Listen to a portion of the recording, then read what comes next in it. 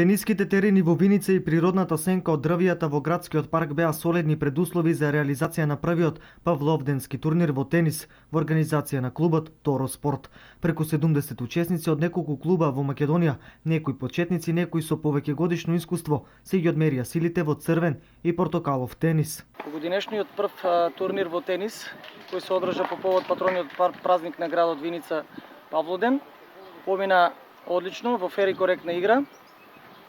Екипите од Скопје и Виница се покажаа како најуспешни. Вкупно зедоа учество околу 70 дечиња во црвен и портокалов тенис.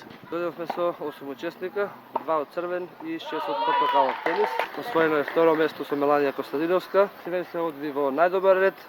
Имам освоено 3 прве места и ова ми е четврто второ.